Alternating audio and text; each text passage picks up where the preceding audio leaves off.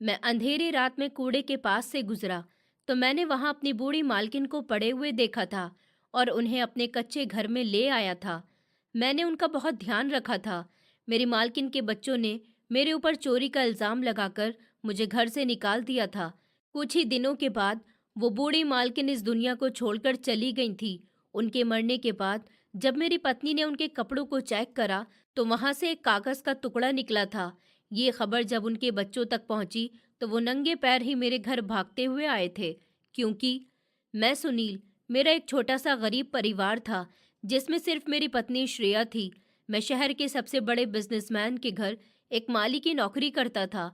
वो बहुत ही ज्यादा अमीर लोग थे। शहर के सबसे महंगे इलाके में पक्की सड़कों के बीच सफेद संगमरमर से बनी हुई वो आलीशान हवेली जैसा घर बहुत ही ज्यादा खूबसूरत था, जिसकी ऊंची मीनार और बड़ा लॉन देखने वालों को हैरत में डाल देता था। ये हवेली जैसा घर शहर के जाने माने बिजनेसमैन सुरेश कपूर का था, जिन्होंने अपनी पूरी जिंदगी की कमाई और खून पसीना एक करके इसे बनाया था। सुरेश कपूर ने मेरे ऊपर भरोसा करके मुझे रखा था जब मैं बहुत छोटा था, और वो लोग मुझसे बहुत प्यार करते थे। सुरेश कपूर की कहानी इस शहर के लिए एक मिसाल थी कि किस तरह एक मजदूर जैसा आदमी अपनी मेहनत और दिमाग से जमीन से आसमान तक पहुंच सकता है। सुरेश कपूर ने अपनी जवानी में बहुत मुश्किलें सही थी। वो कंधों पर बोरियों का बोझ उठाते थे और फुटपाथ पर सोते थे, लेकिन उनकी आंखों में ख्वाब थे और उन ख्वाबों में उनकी आने वाली जिंदगी की खुशियां छाई हुई थी। ऊपर वाले ने उनकी मेहनत को कामयाब कर दिया था और देखते ही देखते उनका बिजनेस फैलता चला गया। पहले एक छोटी दुकान, फिर गोदाम और फिर फैक्ट्री का जाल बिछ गया। दौलत उन पर लुटने लगी और वो शहर के सबसे अमीर इंसानों में गिने जाने लगे थे। सुरेश कपूर की पत्नी उर्मिला उनके हर सुख दुख की साथी थी, मगर सुरेश कपूर अपने बच्चों की खुशी को देखने के लिए ज्यादा दिन जिंदा नहीं रह पाए थे, और अपना सब कुछ बनाने के बाद सुरेश कपूर इस दुनिया को छोड़कर चले गए थे। सुरेश कपूर के जाने के बाद उर्मिला के लिए उनके दो बेटे साहिल और राहुल ही उनकी पूरी दुनिया बन गई थी। उन्होंने दूसरी शादी का सोचा भी नहीं था और अपनी सारी मोहब्बत और ध्यान अपने बेटों की परवरिश पर लगा दिया था। उन्होंने अपने बच्चों को दुनिया की हर खुशी दी थी, सबसे महंगे स्कूल कॉलेज में पढ़ाया, उनकी हर ख्वाहिश को पूरा किया और उन्हें कभी इस बात का एहसास ही नहीं होने दिया कि उनके सर पर बाप का साया नहीं है। उर्मिला मैडम को लगता था कि अगर वो अपने बेटों की हर ख्वाहिश पूरी करेंगी तो वो बड़े होकर उनका सहारा बनेंगे और उनके बुढ़ापे में उनकी लाठी बन जाएंगे। लेकिन वो ये भूल गई थी कि ज़रूरत से ज़्यादा लाड और प्यार, बिना मेहनत से मिली हुई दौलत अक्सर इंसान को बिगाड़ देती है। दोनों बेटे जवान हुए तो उर्मिला मैडम ने उनकी शादियां शहर के बड़े और अमीर घरानों में कर दी ताकि उनके खानदान की इज्जत बनी रहे। बहुएं घर में आई तो हवेली की रौनक दोबारा बढ़ चुकी थी, लेकिन उन रौनकों के पीछे एक ऐसी साजिश बुनी जा रही थी जिसकी उर्मिला मैडम को बिल्कुल भी खबर नहीं थी। उर्मिला मैडम मेरे ऊपर बहुत भरोसा करती थी। उन्हें पौधों से बहुत प्यार था और मैं उनके बाग का बहुत अच्छी तरह ख्याल रखता था। उनके दोनों बेटे अपने बाप के बिजनेस में शामिल तो हो गए थे, लेकिन उनका रवैया अपने बाप जैसा बिल्कुल भी नहीं था। वो मेहनत के बदले सिर्फ पैसा उड़ाने का शौक रखते थे। उन्हें लगता था कि बाप का ये बड़ा कारोबार और दौलत का समुंदर कभी खत्म नहीं होगा। वो ऑफिस देर से जाते और पार्टियों में ज्यादा वक्त गुजारते थे। मैडम उर्मिला अब बूढ़ी हो चुकी थी। उनकी कमर झुक गई थी और चेहरे पर झुर्रियां पड़ गई थी। वो अब सुरेश कपूर के कारोबार की भागदौड़ संभालने के काबिल नहीं रही थी, लेकिन उनका एक्सपीरियंस अभी भी बहुत अच्छा था। वो अक्सर अपने बेटों को समझाती थी कि कारोबार ईमानदारी और वक्त की पाबंदी मांगता है, लेकिन बेटे उनकी बातों को पुराने जमाने की बातें कहकर टाल देते थे। बहुएं भी अपने अपने पतियों के कान भरती रहती थी कि अब माँ जी को घर बैठ जाना चाहिए और सब कुछ आप लोगों को दे देना चाहिए।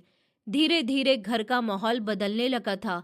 वो हवेली जहाँ कभी उर्मिला मैडम की खांसी की आवाज पर सब दौड़े चले आते थे, अब वहाँ उनकी बात सुनने वाला कोई भी नहीं था। उर्मिला मैडम को सबसे बड़ा धक्का उस वक्त लगा था जब उन्हें हल्का सा हार्ट अटैक हुआ था और वो बिस्तर से लग गई थी। डॉक्टर ने उन्हें आराम करने का मशवरा दिया था और कहा था कि अब उन्हें स्ट्रेस से दूर रहना होगा। ये वक्त उनके बेटों के लिए बहुत अच्छा मौका बनकर आया था। हार्ट अटैक के बाद उर्मिला मैडम को अपने कामों के लिए दूसरों की जरूरत होने लगी थी।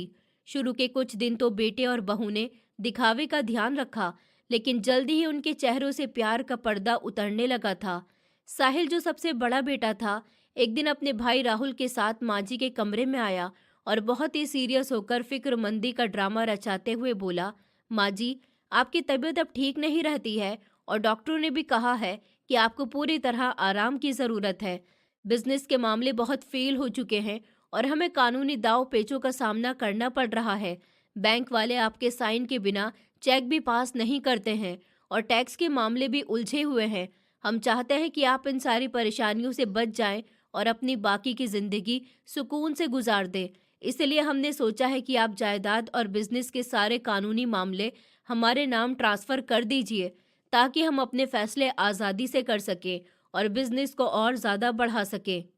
उर्मिला मैडम ने अपनी धुंधली आंखों से अपने बेटों को देखा था। उनके दिल में एक अनजाना सा डर आया था, लेकिन उन्होंने उसे झटक दिया था। उन्हें लगा कि शायद बेटे सच में उनकी भलाई का सोच रहे हैं, और वैसे भी ये सब कुछ उन्हीं का तो है। आखिर मरने के बाद अपने साथ तो नहीं लेकर जाती।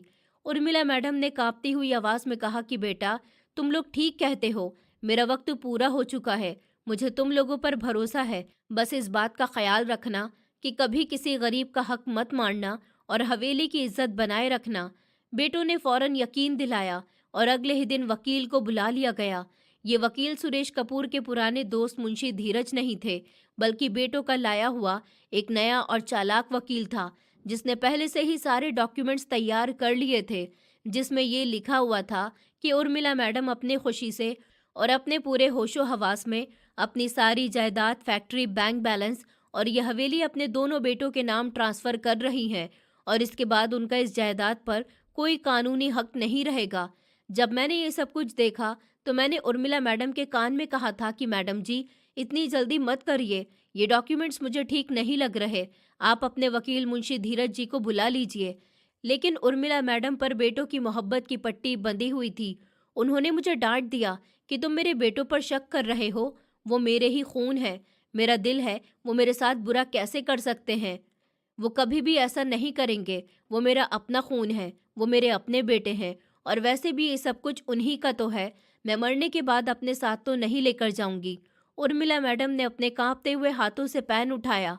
उनका हाथ कांप रहा था, जैसे किस्मत उन्हें रोक रही हो, जैसे उनका दिल चिल्ला चिल्लाकर कह रहा हो कि उर्मिला, यह हस्ताक्षर तुम्हारी मौत का परवाना है। लेकिन उन्होंने गहरा सांस लिया और डॉक्यूमेंट्स पर साइन कर दिए, और जहां जरूरत थी वहां अंगूठा भी लगा दिया। जैसे ही आखिरी कागज पर साइन हुए, कमरे की हवा एकदम से बदल गई थी। बेटों की आंखों में जो मोहब्बत और इज्जत थी, वो अचानक से गायब हो गई थी, और उसकी जगह एक सख्त और बेरहमी आ गई थी। साहिल, जिसके हाथ में कागज थे, उसने अपनी माँ की तरफ देखा, लेकिन अब उसकी नजरों में मोहब्बत नहीं बल्कि नफरत थी। उसने सख्त लहजे में कहा था कि अच्छा माँ जी, अब आप आराम कर लीजिए, हम चलते हैं। और हाँ, अब आपको इन छोटे मोटे मामलों की फिक्र करने की ज़रूरत नहीं है। अब हम सब कुछ देख लेंगे। वो दोनों बेटे कमरे से निकल गए और उर्मिला मैडम वहीं बिस्तर पर अकेली रह गई थी। उन्हें अचानक से महसूस हुआ कि जैसे कमरे की रोशनी कम हो गई है और दीवारें उन्हें काटने को दौड़ रही हैं। उन्हें क्या पता था कि ये तो अभी शुरुआत है, असली मुसीबत तो अभी आने वाली है। जायदाद बेटों के नाम होते ही घर का नक्शा बदल गया था।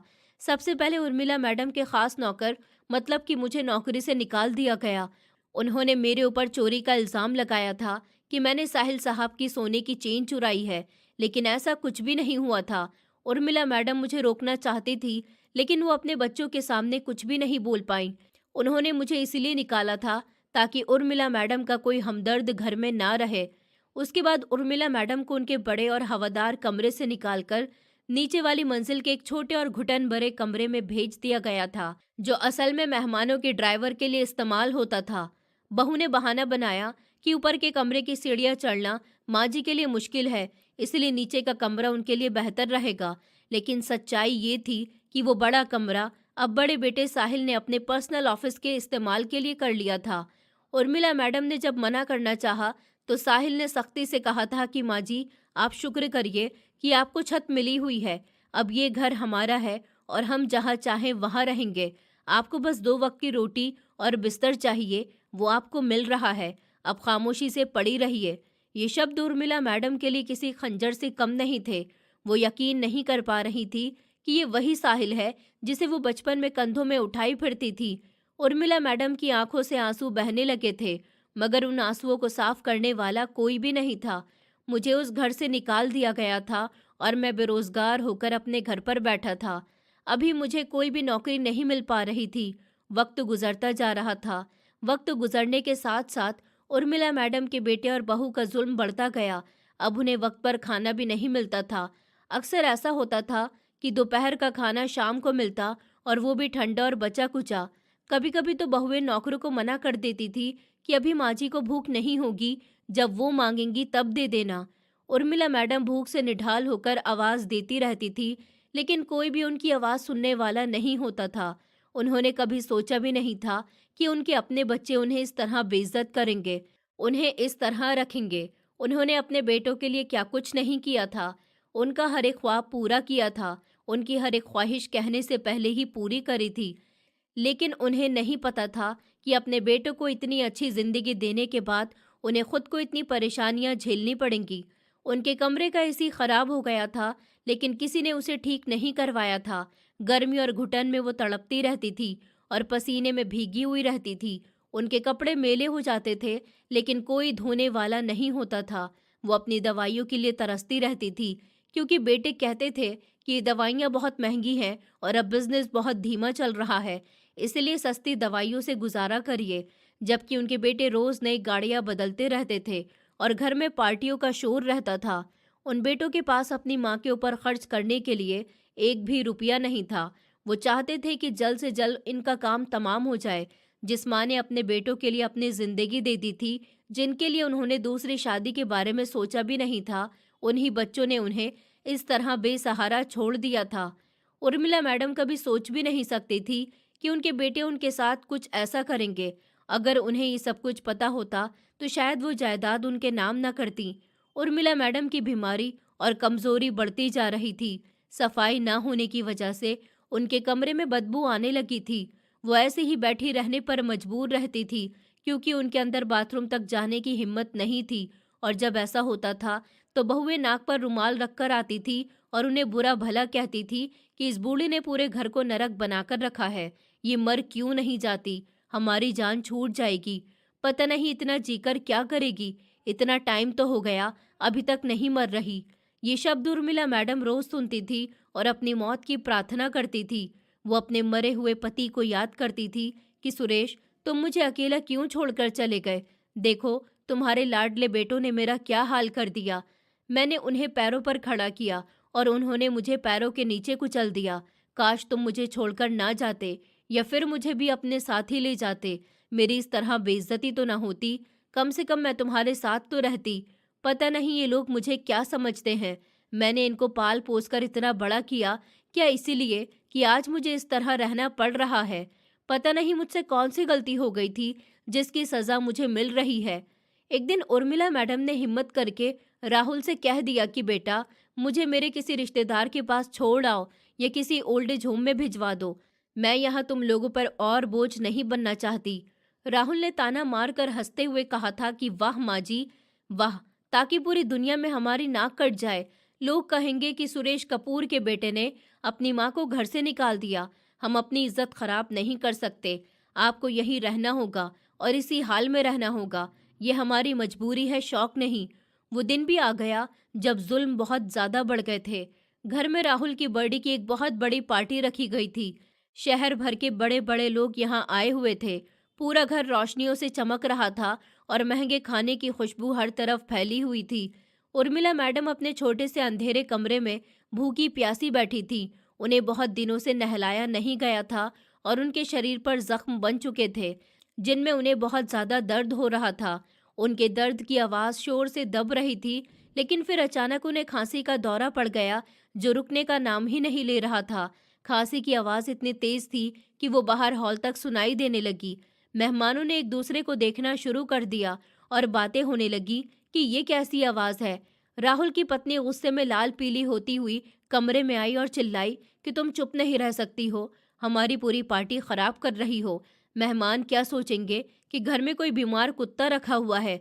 तुम्हें शर्म नहीं आती? थोड़ी देर चुप नहीं रह सकती? खौं खौं करे जा रही हो। मैं सब जानती हूँ तुम्हारी चालाकियाँ।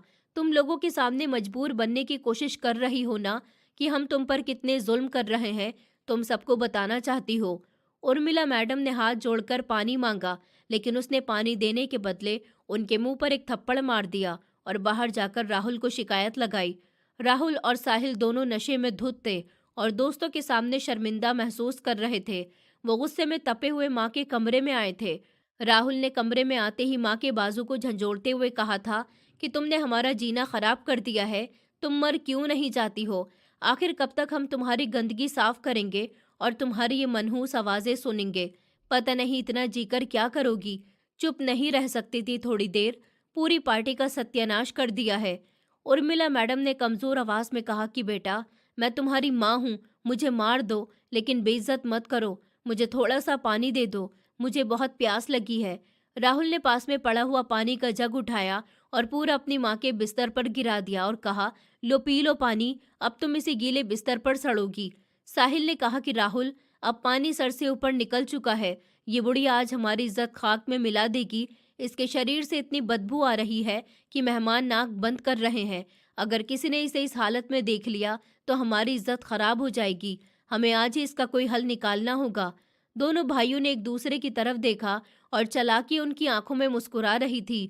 उन्होंने फैसला कर लिया कि अब इस बोझ को और नहीं उठाया जा सकता। रात के पिछले पहर जब सारे मेहमान जा चुके थे और हवेली में खामोशी छा गई थी, तो दोनों भाइयों ने अपने प्लान पर काम करना शुरू कर दिया था। उन्होंने घर के नौकरों को छुट्टी दे दी थी ताकि कोई गवाह न रहे। वो दोनों माँ के कमरे में आए। उर्मिला मैडम बेहोशी की हालत में बैठी हुई थी और सर्दी से कांप रही थी क्योंकि उनका बिस्तर गीला था। उनके बेटे ने कोई रहम नहीं खाया था। उन्होंने एक पुराना और मिला कंबल माँ के ऊपर डाला और उन्हें बेदर्दी से उठाया। उर्मिला मैडम ने उन्हें रोकने की बहुत कोशिश की थी और कांपती हुई आवाज में पूछा था कि मुझे कहाँ लेकर जा रहे हो? साहिल ने कान में कहा था कि माँ जी, आपको एक ऐसी जगह लेकर जा रहे हैं जहाँ आपको बहुत सुकून मिलेगा और हमें भी आपसे छुटकारा मिल जाएगा। उन्होंने अपनी माँ को घसीटते हुए पिछले दरवाजे से बाहर निकाला और अपनी बड़ी गाड़ी की डिग्गी में किसी पुराने सामान की तरह ठूस दिया। उर्मिला मैडम की हड्डियां दुख रही थी और सांस लेना बहुत मुश्किल हो रहा था। वो अंदर ही अंदर ऊपर वाले को पुकार रही थी कि ऐ ऊपर वाले, ये मेरी किस गलती की सजा है? मैंने ऐसा क्या किया था जो मुझे ऐसे बेटे मिले हैं? मैंने तो उनके साथ कभी कुछ बुरा नहीं किया। मैंने तो हमेशा इनका अच्छा चाहा है, उनकी हर ख्वाहिश पूरी की। पता नहीं ये लोग मेरे साथ ऐसा क्यों कर रहे हैं। काश मैं उनके साथ प्यार से न पेश आती, काश मैं उनके साथ सख्ती रखती, तो आज मुझे ये दिन देखना न पड़ता। गाड़ी स्टार्ट हुई और अंधेरे रास्तों पर दौड़ने लगी। ये वो सड़कें थी जो सुरेश कपूर ने खुद बनवाई थीं। ये वो शहर था जिस पर उन्होंने राज किया था, लेकिन आज उनकी पत्नी इसी शहर की सड़कों पर एक कूड़े की तरह फेंकी जाने के लिए जा रही थी। गाड़ी शहर से बाहर निकलकर सुनसान इलाके की तरफ मुड़ गई, जहां शहर भर का कचरा फेंका जाता था। यहाँ की हवा में बहुत ज्यादा बदबू थी। कुत्ते भौंक रहे थे और दूर तक कचरे के ढेर नजर आ रहे थे। गाड़ी एक बड़े गंदे नाले और कचरे के पहाड़ के पास रुकी। दोनों भाई नीचे उतरे। उन्होंने अपने महंगे कपड़ों को बचाते हुए डिग्गी खोली और अपनी बूढ़ी लाचार और बीमार माँ को बाहर खींचा। उर्मिला मैडम ने अपनी आखिरी हिम्मत जमा करके साहिल की शर्ट पकड़ ली और रोते हुए कहा कि साहिल बेटा, मैंने तुम्हें उंगली पकड़कर चलना सिखाया था, मैंने तुम्हें सीने से लगाया था। मुझे यहाँ मत फेंको, मैं मर जाऊंगी। मुझे घर के किसी कोने में डाल दो, मैं आवाज नहीं निकालूंगी। ऊपर वाले के लिए मेरे ऊपर रहम करो। मैं तुम्हारी माँ हूँ, मैंने तुम्हारा क्या बिगाड़ा था? मैंने तो तुम्हारी हर ख्वाहिश पूरी की थी। मैंने तुम्हें इतना प्यार दिया था। मैंने कभी तुम्हारे साथ कुछ बुरा नहीं किया, तो आज तुम मेरे साथ ऐसा क्यों कर रहे हो? साहिल ने एक झटके से अपनी शर्ट छुड़वाई और धक्का देकर माँ को कचरे के ढेर में गिरा दिया। राहुल ने कहा कि माँ जी, ड्रामे करना बंद करिए, यहाँ आराम से मर जाइए। ये जगह आपकी औकात के हिसाब से है। साहिल ने एक नज़र अपनी माँ पर डाली, जो गंदगी में लथपथ हाथ जोड़कर उनकी तरफ देख रही थी, लेकिन उनका दिल बिल्कुल भी नहीं पिघला था। उसने कहा, चलो जल्दी चलते हैं, यहाँ से बहुत तेज बदबू आ रही है, कहीं हमारे कपड़ों में न बस जाए। दोनों भाई गाड़ी में बैठे और तेजी से गाड़ी मोड़कर वहां से चले गए थे। गाड़ी की लाइट अंधेरे में दूर होती गई और उर्मिला मैडम की उम्मीदें भी उन लाइट के साथ बुझ गई थी। वो कचरे के ढेर पर अकेली पड़ी थी। उनके ऊपर मक्खियां भनक रही थी और कुत्ते उनके आसपास इकट्ठा होने शुरू हो गए थे। सख्त हवा उनके शरीर को तोड़ रही थी और आसमान पर चांद भी बादलों में छुप गया था। शायद वो भी ऐसे जुल्म को नहीं देखना चाहता था। उर्मिला मैडम ने अपनी बंद होती आंखों से आसमान की तरफ देखा और दर्द भरी आवाज में बोली थी कि है ऊपर वाले, मुझे बचा ले। वो सोच रही थी कि वो जायदाद, वो हवेली, वो बैंक बैलेंस जिसके लिए उन्होंने दिन रात एक किया, आज वही उनके दुश्मन बन गए। उन्होंने सांप पाले थे जिन्होंने आखिरकार उन्हें डस ही लिया था।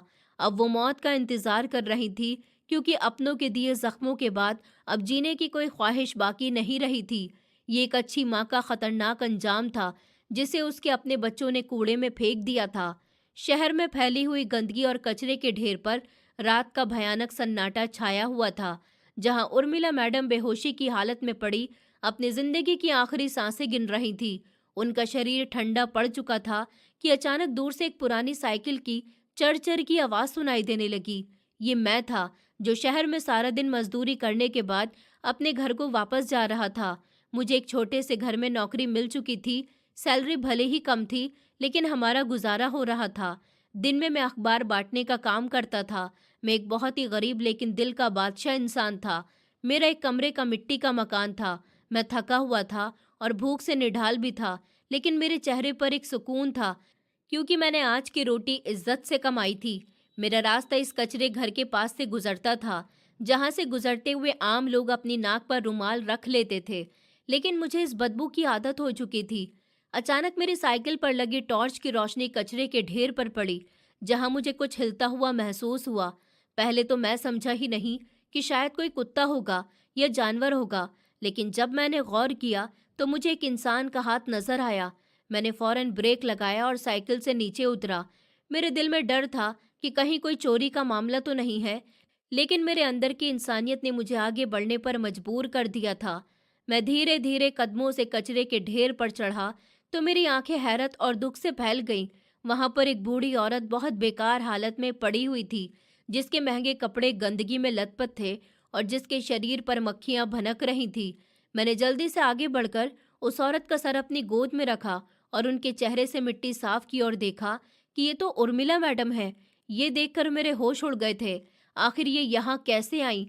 ऐसा कैसे हो गया? मुझे तो यकीन ही नहीं आ रहा था कि ये वही औरत है जो शहर के सबसे बड़े घर में रहती है। लेकिन यहाँ ये क्या कर रही थी? उनका शरीर बुखार से तप रहा था और वो बेहोशी के आलम में कुछ बड़बड़ा रही थी। मैं समझ गया था कि कुछ तो बहुत बुरा हुआ है। मैंने इधर उधर देखा, लेकिन वहां दूर दूर तक कोई नजर नहीं आ रहा था। मैंने एक लम्हा भी खराब नहीं किया, अपनी पूरी ताकत इकट्ठा की और उर्मिला मैडम के कमजोर शरीर को अपने हाथों में उठा लिया, जबकि मैं खुद भी इतना कमजोर था, लेकिन हमदर्दी ने मुझे ताकत दे दी थी। मैंने बड़ी मुश्किल से उर्मिला मैडम को साइकिल की पिछली सीट पर बिठाया और अपनी पुरानी शॉल से उन्हें अपने साथ बांध लिया ताकि वो गिर न जाए। मैंने साइकिल चलाना शुरू किया और अपने गांव की तरफ बढ़ गया। रास्ते में मैं बार बार पीछे मुड़कर देख रहा था कि कहीं उनकी सांसें न रुक जाएं। मैं दिल ही दिल में प्रार्थना कर रहा था कि है ऊपर वाले, मुझे हिम्मत देना कि मैं इस औरत की जान बचा सकूं। मैं जब अपने कच्चे गांव के छोटे से घर के बाहर पहुंचा तो रात काफी गहरी हो चुकी थी। मैंने दरवाजा खटखटाया तो मेरी पत्नी श्रिया ने दरवाजा खोला। श्रिया एक अच्छी और समझदार औरत थी। उसने जब मुझे एक अजनबी और बीमार औरत को सहारा देकर लाते हुए देखा तो वो घबराई नहीं, बल्कि फौरन मदद के लिए आगे बढ़ी थी। मैंने उर्मिला मैडम को अपने इकलौते कमरे में बिछी हुई चारपाई पर लिटाया था। ये चारपाई इस वक्त उर्मिला मैडम के लिए किसी शाही बिस्तर से कम नहीं थी। मैंने श्रेया से कहा कि पानी गर्म करो और कुछ साफ कपड़े लेकर आओ। श्रेया ने फौरन चूल्हा जलाया और पानी गर्म किया।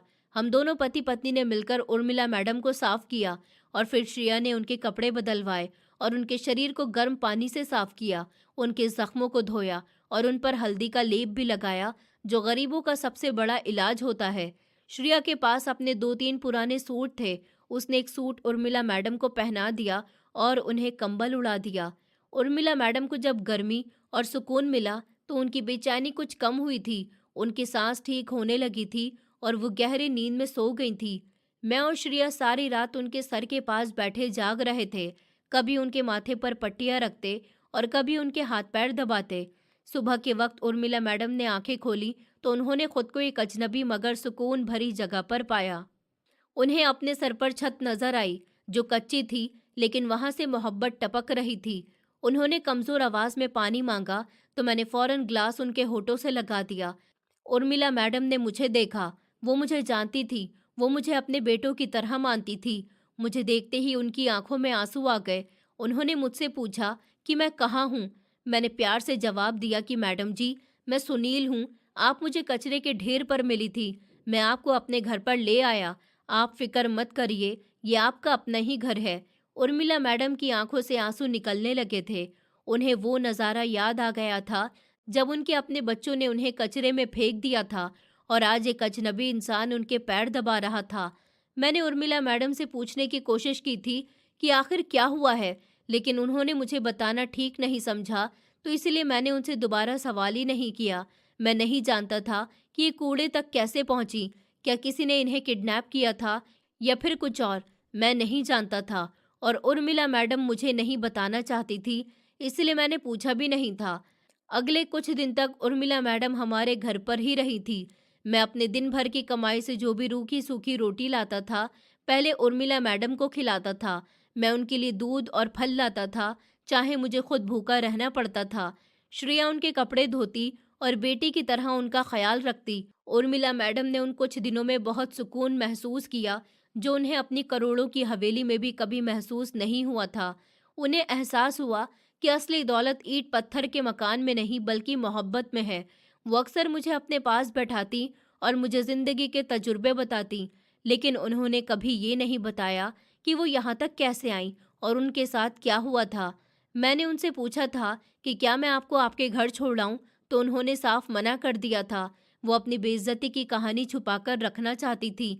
वो नहीं चाहती थी कि कोई उनके बेटों को गालियां दे।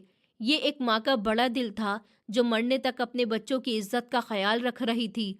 मैंने कभी भी उनसे जबरदस्ती नहीं पूछा, बस ऊपर वाले की मर्जी समझकर उनका ख्याल रखता रहा। उर्मिला मैडम की हालत संभलने के बजाय बिगड़ती जा रही थी, क्योंकि अंदरूनी सदमे और कमजोरी ने उन्हें खोखला कर दिया था। उन्हें महसूस हो गया था कि अब उनका आखिरी वक्त आ चुका है। एक शाम जब सूरज डूबने वाला था और गांव में दिए जल रहे थे, उर्मिला मैडम ने मुझे अपने पास बुलाया। उनकी आवाज़ बहुत धीमी थी।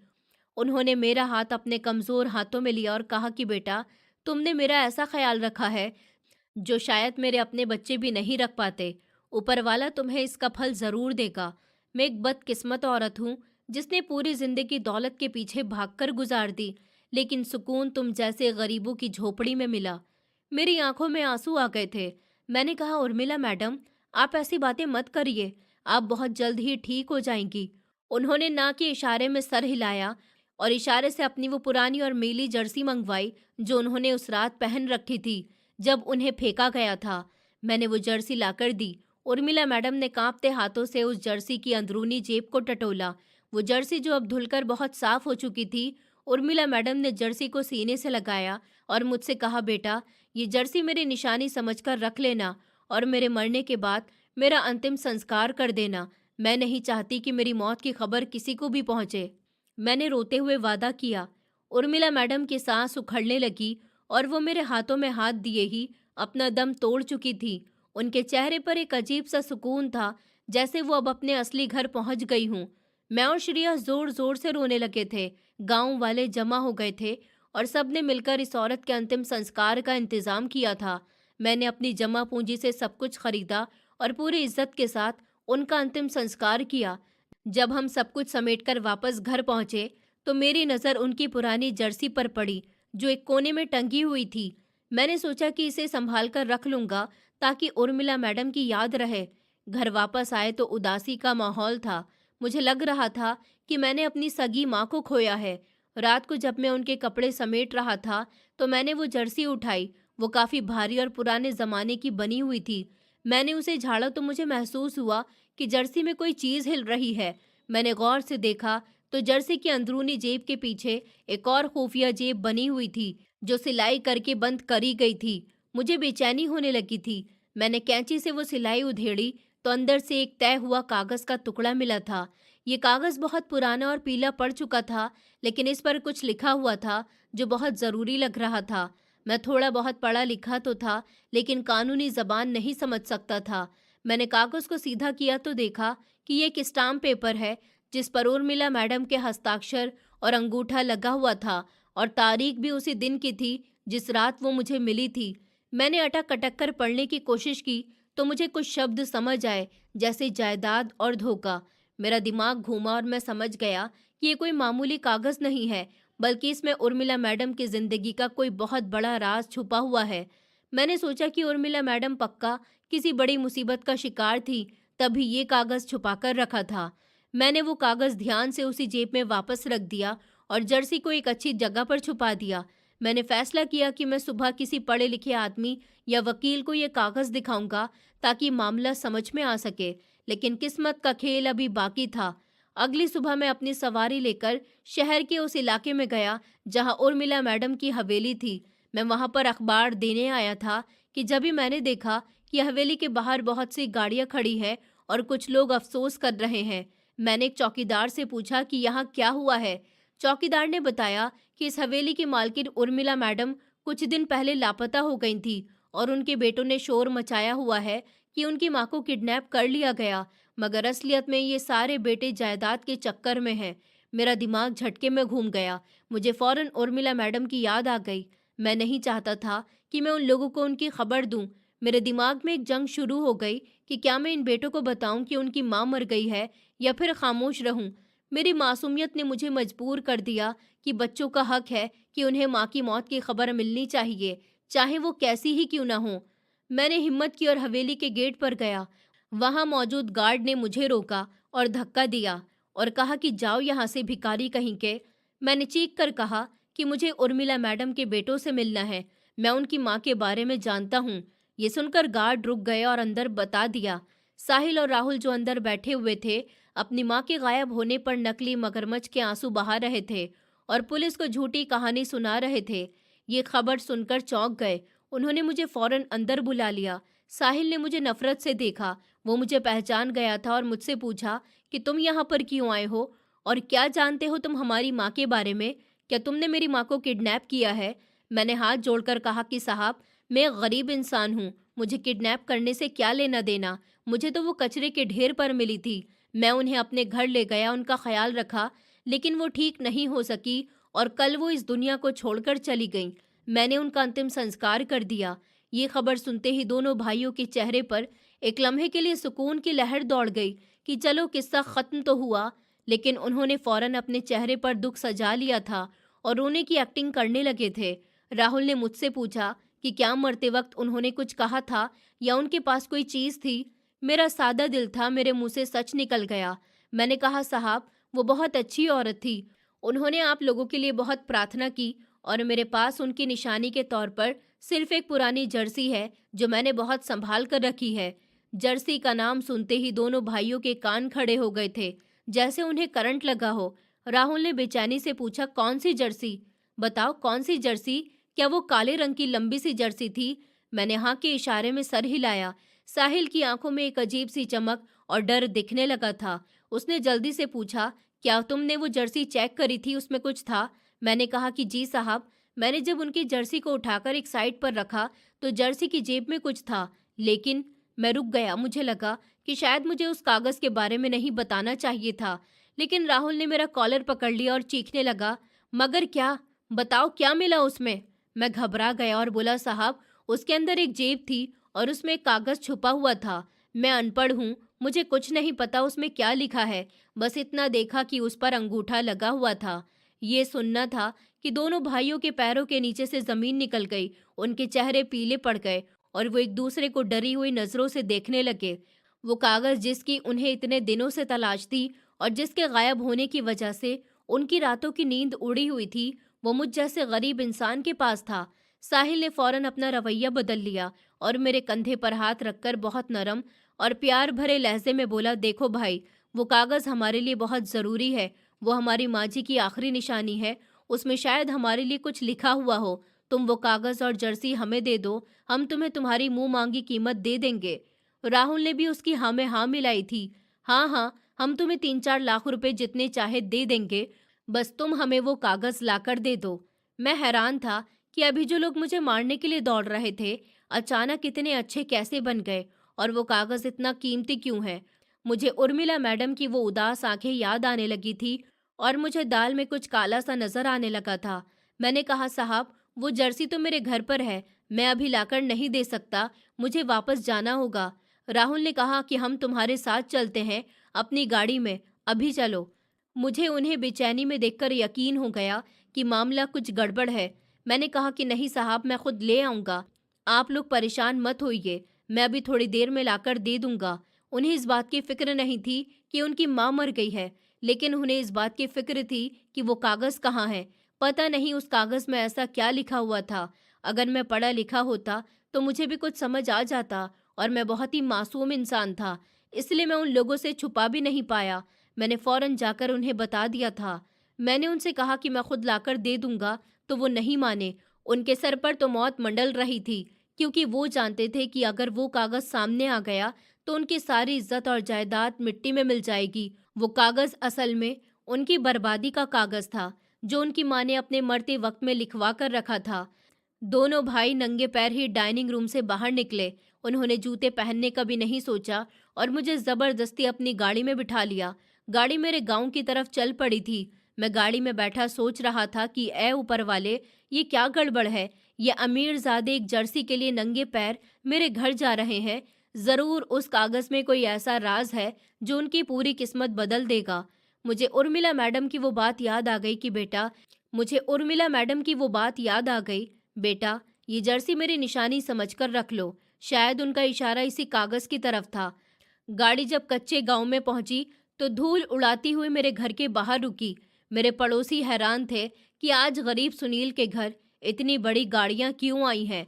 दोनों भाई गाड़ी से उतरे और मेरे छोटे से घर की तरफ भागे। उनकी आंखों में डर था और वो किसी भी कीमत पर वो जर्सी हासिल करना चाहते थे। मैंने कांपते हाथों से दरवाज़ा खोला और अंदर आते हुए श्रिया को देखा, जो बाहर ही बैठी हुई थी। वो उन अजनबी लोगों को देखकर घबरा गई थी। साहिल ने चिल्लाकर कहा था कि वो जर्सी कहाँ है, निकालो उसे। मैंने कोने में टंगी हुई जर्सी की तरफ इशारा किया। दोनों भाई इतनी तेज उस जर्सी की तरफ भागे थे। उन्होंने जर्सी को उतारा और पागलों की तरह उसकी जेब ढूंढने लगे। उनकी सांस फूली हुई थी और माथे पर पसीना चमक रहा था। आखिरकार राहुल के हाथ में वो कागज आ ही गया। उसने कांपते हाथों से वो पीला कागज बाहर निकाला। कागज देखते ही दोनों भाइयों की आंखों में एक ऐसी चमक आई जैसे उन्हें दुनिया भर का खजाना मिल गया हो। लेकिन उन्हें मालूम नहीं था कि ये खजाना नहीं बल्कि एक बम है जो उनके सर पर फटने वाला है। मैं खामोशी से खड़ा ये तमाशा देख रहा था और सोच रहा था कि दौलत इंसान को कितना अंधा और बेबस कर देती है, कि वो एक मरी हुई माँ की निशानी के लिए नहीं बल्कि अपनी लालच के लिए नंगे पैर खाक छान रहा है। अभी राज खुला नहीं था, लेकिन हवा में तनाव था कि जैसे कोई तूफान आने वाला हो। मैंने दिल में ऊपर वाले को याद किया और सोचा कि माँ जी, आपने मरकर भी इन जालिमों को चैन नहीं लेने दिया और आपने शायद मेरे लिए कुछ छोड़ दिया है। वो कागज अब राहुल के हाथ में था और वो उसे खोलने ही वाला था कि उसका लिखा हुआ सबके सामने आ जाए और दूध का दूध और पानी का पानी हो जाए। राहुल के कांपते हाथों ने जब उस कागज को खोला तो कमरे में मौजूद हवा जैसे थम गई थी। दोनों भाइयों की नजरें उस कागज पर जमी हुई थी और उनके दिल की धड़कनें किसी हथौड़े की तरह बज रही थी। ये कानूनी स्टाम्प पेपर था जिसमें ऊपर लिखी हुई तारीख उसी दिन की थी जिस शाम उर्मिला मैडम को घर से निकाला गया था। राहुल ने जैसे ही पहली लाइन पढ़ी, उसके हलक से एक ऐसी चीख निकली थी और चेहरा ऐसा सफेद पड़ गया था जैसे किसी ने उसके शरीर से खून निकाल लिया हो। साहिल, जो बेचैनी से उसके कंधे के ऊपर से झांक रहा था, कागज पढ़ते ही पत्थर का हो गया। उस कागज पर कोई खजाने का नक्शा नहीं था, बल्कि ये उनकी बर्बादी का परवाना था जिसे उनकी माँ ने अपने जीते जी लिखवाया था। इस कागज पर बड़े बड़े शब्दों में लिखा हुआ था कि मैं उर्मिला कपूर पूरे होशो हवास में ये बयान देती हूँ कि मैं अपनी सारी जायदाद, जो कुछ टाइम पहले दबाव और धोखे में आकर अपने दोनों बेटों साहिल और राहुल के नाम कर दी थी, उसे फौरन वापस लेती हूँ, क्योंकि मुझे यकीन हो चुका है कि मेरे बच्चे मेरी जान के दुश्मन बन चुके हैं और वो मुझे रास्ते से हटाने का प्लान बना रहे हैं। मैं अपनी जायदाद बांटते हुए ये लिख रही हूँ कि मेरी जायदाद का 50% हिस्सा चैरिटी को जाएगा, जो अनाथ बच्चों के काम आएगा, और बाकी का 50% हिस्सा और मेरी सारी जायदाद उस इंसान की होगी जो मेरे मरने के बाद मेरा अंतिम संस्कार करेगा और मुझे इज्जत से इस दुनिया से भेजेगा। क्योंकि मेरी नज़र में मेरा असली वारिस वो नहीं जो मेरे खून से पैदा हुआ हो, बल्कि वो है जो मेरा अंतिम संस्कार करे। इस बात के नीचे रजिस्ट्रार की मोहर लगी हुई थी और नोट लिखा था कि इस डॉक्यूमेंट की असली कॉपी और रजिस्टर्ड वसीयतनामा मेरे वकील धीरज और हाई कोर्ट के रिकॉर्ड में रख दी गई है, जिसे कोई बदल नहीं सकता। राहुल के हाथों से वो कागज छूटकर जमीन पर गिर गया। वो लड़खड़ाकर पीछे हटा और दीवार से जा टकराया। उसके मुंह से अचानक निकला था कि हम लुट गए, हम बर्बाद हो गए। साहिल ने पागलों की तरह वो कागज उठाया और उसे फाड़ने की कोशिश की, मगर राहुल ने उसका हाथ पकड़ लिया और चीखते हुए कहा कि पागल मत बनो। क्या तुमने पढ़ा नहीं कि नीचे क्या लिखा हुआ है? ये सिर्फ एक फोटोकॉपी है। असली कागज तो रजिस्टर्ड हो चुके हैं। अगर तुम इसे फाड़ भी दोगे तो कानून हमारे खिलाफ ही रहेगा। माँ जी ने हमारे साथ खेल खेला है। उन्होंने हमें सड़क पर लाकर खड़ा कर दिया। दोनों भाई बहुत हैरान हो गए थे। वो जिस जायदाद के लिए नंगे पैर भागते हुए आए थे, वो अब उनके हाथों से फिसल चुकी थी। उनकी माँ ने मरने से पहले उन्हें ऐसी हार दी थी जिसे वो सोच भी नहीं सकते थे। उर्मिला मैडम जानती थी कि उनके बेटे उन्हें मार देंगे या फिर घर से निकाल देंगे, इसलिए उन्होंने पहले ही खुद को बचाने का इंतजाम कर लिया था। वो कागज दरअसल उनके बेटों के लिए सजा थी। मैं जो एक कोने में खड़ा ये सब कुछ देख रहा था, हैरत से उन अमीर ज़ादों को देख रहा था जो कुछ लम्हे पहले मुझे खरीदने की बातें कर रहे थे और अब मिट्टी में मिल चुके थे। राहुल की आंखों में खून उतर आया। उसने अचानक मेरी तरफ छलांग लगाई और मेरा कॉलर पकड़कर झंझोड़ते हुए कहा कि तुमने हमारी माँ के साथ मिलकर ये प्लान किया है। तुम जानते थे कि वो कौन है। तुमने जानबूझकर उन्हें छुपाए रखा ताकि जायदाद हड़प सको। बोलो, कितना पैसा लिया है तुमने उस बूढ़ी औरत से? मैंने पूरी हिम्मत से राहुल का हाथ झटका और उसकी आंखों में आंखें डालकर बोला, खबरदार जो मुझे हाथ भी लगाया या मेरे बारे में कुछ भी बकवास की तो। मैं जानता भी नहीं था कि वो यहाँ कैसे आई थी। वो तो इंसानियत के नाते मैं उन्हें कचरे से उठाकर अपने घर ले आया था। मैंने उनसे वापस घर जाने की बात भी करी थी, लेकिन उन्होंने साफ मना कर दिया था कि मैं यहाँ से कहीं नहीं जाऊंगी, तुम ही मेरा ख्याल रख लो। उन्होंने साफ तुम्हारे पास आने से मना कर दिया था। मुझे तुम्हारी जायदाद से कोई लेना देना नहीं है। ये कागज का टुकड़ा तुम रख लो। मुझे सिर्फ मेरी माँ की वो जर्सी चाहिए जो उनकी निशानी है।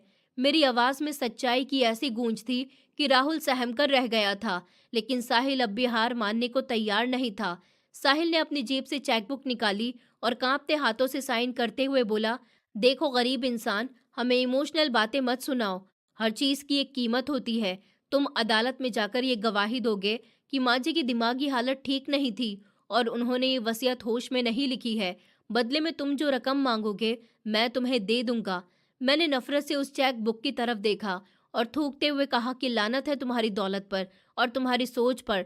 तुम लोग अभी भी नहीं समझे कि तुम्हारी माँ ने ये फैसला क्यों किया। वो देख रही थी कि तुम लोग राक्षस बन चुके हो और आज तुमने साबित कर दिया। मैं झूठी गवाही देकर अपनी जिंदगी खराब नहीं कर सकता। तुम लोग यहाँ से चले जाओ, वरना मैं मोहल्ले वालों को इकट्ठा कर लूंगा। अभी ये बातें चल ही रही थी कि बाहर गाड़ियों के रुकने और पुलिस के सायरन की आवाज आने लगी। दोनों भाई घबराकर दरवाजे की तरफ देखने लगे। दरवाजा खुला और पुलिस इंस्पेक्टर के साथ एक बूढ़ा मगर इज्जतदार इंसान अंदर आया, जिसने काला कोट पहन रखा था। ये वकील धीरज थे, उर्मिला मैडम के पुराने और वफादार वकील, जिन्हें उर्मिला मैडम ने मरने से पहले सब कुछ बता दिया था। उन्होंने अंदर आते ही दोनों भाइयों को नफरत से देखा और पुलिस इंस्पेक्टर से कहा कि इंस्पेक्टर साहब, गिरफ्तार कर लीजिए इन दोनों को। इन पर अपनी माँ को किडनैप करने, उन पर जुल्म करने और कत्ल करने का केस फाइल हुआ है और मेरे पास उर्मिला मैडम का वो वीडियो भी मौजूद है जो उन्होंने वसीयत लिखवाते वक्त रिकॉर्ड करवाया था, जिसमें उन्होंने साफ कहा है कि अगर मेरी मौत अचानक हो या मैं लापता हो जाऊं तो उसके जिम्मेदार मेरे ये दोनों बेटे होंगे। पुलिस ने आगे बढ़कर राहुल और साहिल को हथकड़ियां लगा दी। वो दोनों चिल्लाते रहे कि ये झूठ है, हमने कुछ नहीं किया, ये वकील और ये भिखारी मिले हुए हैं। लेकिन उन्होंने वो असली डॉक्यूमेंट लहराए और कहा कि कानून अब अपना रास्ता बनाएगा। तुम लोग जायदाद के लालच में अंधे होकर अपनी माँ को कचरे में फेंक आए थे, लेकिन ऊपर वाला बहुत बड़ा है। उसने इस गरीब इंसान की मदद से तुम्हारी माँ की इज्जत भी बचाई और उसका बदला भी लिया। ये गरीब इंसान अब इस जायदाद का 50% का मालिक है और तुम लोग अब सड़कों की खाक छानोगे या जेल की हवा खाओगे। पुलिस दोनों भाइयों को घसीटते हुए गाड़ियों की तरफ ले गई। मोहल्ले के लोग जमा हो गए थे और नफरत से उन अमीर लोगों को देख रहे थे। मैं भी अभी तक हैरान और परेशान खड़ा था। मुझे यकीन ही नहीं आ रहा था कि क्या हो गया। धीरज मेरे पास आए और मेरे सर पर हाथ रखकर भीगी आंखों से कहा कि बेटा, तुमने इंसान होने का हक अदा कर दिया। उर्मिला मैडम ने मुझे बताया था कि अगर मुझे कुछ हो जाए तो उस इंसान को ढूंढना जिसने मेरी आखिरी वक्त में मदद की हो। आज तुमने साबित कर दिया कि खून के रिश्तों से बड़ा इंसानियत का रिश्ता होता है। ये जायदाद तुम्हारी है। मैं रोने लगा था और बोला, वकील साहब, मुझे ये दौलत नहीं चाहिए। मैं तो सिर्फ अपनी माँ का ध्यान रख रहा था। मुझे डर लगता है कि कहीं ये दौलत मुझे भी इन बेटों की तरह अंधा न बना दे। धीरज साहब ने मुस्कुराकर कहा कि नहीं बेटा, जिसके दिल में ऊपर वाले का डर हो, दौलत उसे खराब नहीं करती बल्कि उसे मजबूत बनाती है। इसे अपना लो और इसे इसी तरह खर्च करो जैसे उर्मिला मैडम चाहती थी। मैंने वो दौलत अपना तो ली, लेकिन मैंने कसम खाई थी कि मैं अपनी जिंदगी का तरीका नहीं बदलूंगा। अदालत की कार्यवाही चलने लगी और सारे सबूतों की रोशनी में राहुल और साहिल को मां पर जुल्म करने और उनके कत्ल करने के लिए लंबी कैद की सजा सुनाई गई। उनकी सारी जायदाद खत्म होकर उर्मिला मैडम के हिसाब से बढ़ गई। मुझे जब जायदाद का कब्जा मिला तो मैंने सबसे पहले काम ये किया कि उर्मिला मैडम की इस बड़ी आलीशान हवेली को एक बहुत बड़े अनाथ आश्रम और ओल्ड एज होम में बदल दिया, जिसका नाम मैंने उर्मिला होम रखा था। मैंने उस घर के दरवाजे उन सारे बूढ़े लोगों के लिए खोल दिए थे जिन्हें उनके बच्चे लात मार देते हैं। मैंने खुद भी उसी घर के एक छोटे से हिस्से में रहने का सोचा था और अपनी सारी जिंदगी अनाथ बच्चों और बेसहारा लोगों का ध्यान रखने के लिए लगा दी थी। मैं आज भी वही पुरानी साइकिल चलाता था ताकि मुझे याद रहे कि मैं कौन था और कहाँ से आया था। दूसरी तरफ राहुल और साहिल जेल में अपनी करतूतों की सजा भुगत रहे थे। जब वो जेल से बाहर आए तो उनके पास कुछ भी नहीं था। वो उस सड़क पर भीख मांगने पर मजबूर हो गए थे जहां उनका बाप कभी बादशाह होता था, और वो इस कचरे के ढेर के पास अक्सर देखे जाते थे जहां उन्होंने अपनी माँ को फेंका था। लोग उन्हें पहचानते थे और नफरत से देखते थे कि ये वही लोग हैं जो कभी अमीर बने फिरते थे। ये कहानी पूरे शहर के लिए एक मिसाल बन गई थी। कर्मा जरूर होता है और जुल्म का अंजाम हमेशा बुरा होता है। मेरी जिंदगी ने साबित कर दिया कि इज्जत और बेइज्जती ऊपर वाले के हाथ में है। वो जिसे चाहे इज्जत दे और जिसे चाहे बेइज्जती। और असली वारिस वो नहीं जो जायदाद संभाले, बल्कि वो है जो इज्जत को संभाले। उर्मिला मैडम की आत्मा को अब शांति मिल चुकी थी, क्योंकि उनकी कमाई अब उड़ नहीं रही थी, बल्कि उनके जैसे बूढ़े लोगों का ध्यान रखने में खर्च हो रही थी। और उनका नाम जिंदा रखने वाला, उनकी इज्जत रखने वाला कोई उनका अपना खून नहीं बल्कि एक गरीब इंसान था जिसने इंसानियत को जिंदा रखा था। इस कहानी से हमें ये सबक मिलता है कि इंसान जैसा करता है वैसा ही भरता है। बच्चों की मोहब्बत में अंधा होकर उनकी गलत परवरिश करना और उन्हें हद से ज़्यादा आराम देना अक्सर बुढ़ापे में माँ बाप के लिए मुसीबत बन जाता है। दूसरी तरफ ये कहानी हमें ये बताती है कि नेकी कभी खाली नहीं जाती। मैंने बिना किसी लालच के एक बेचारे इंसान का ख्याल रखा था और ऊपर वाले ने मुझे ज़मीन से उठाकर आसमान पर बिठा दिया था, जबकि बेटों ने लालच और घमंड में आकर अपनी माँ की बेइज्जती की और फिर खुद बेइज्जत हो गए। दोस्तों, उम्मीद करती हूँ आपको हमारी कहानी पसंद आई होगी। कहानी पसंद आई है तो वीडियो को लाइक करें, चैनल पर नए हैं तो चैनल को सब्सक्राइब करें और हाँ, नोटिफिकेशन बेल को ज़रूर दबाएं ताकि अगली अपडेट सबसे पहले आपको मिले।